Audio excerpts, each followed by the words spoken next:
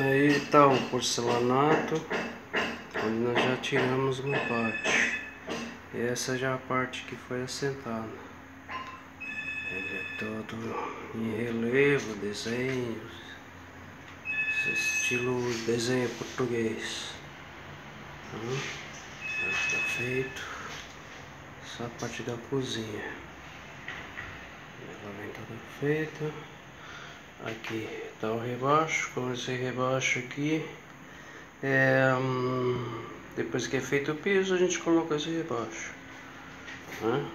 Assim ficam os mesmos desenhos, assim, as peças intercaladas, fica mesmo bonito, né? Aqui já entrando na parte da lavanderia, já estamos colocando essa fachada de cima, quando já está colocada, né?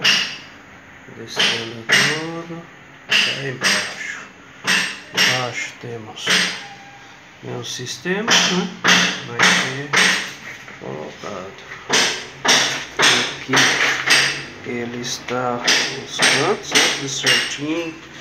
As juntas, tudo terminado juntinhas, tudo, né? Tudo ficar perfeito mesmo, tudo casando certinho. E essa parte, vou esperar secar o apoio de cima pra gente começar já os detalhes. E a parte daqui vai ser colocada no chamado espelho. Já tá feito tudo ali e tal. O arremate da porta, tudo certinho. Da porta aqui. E é isso.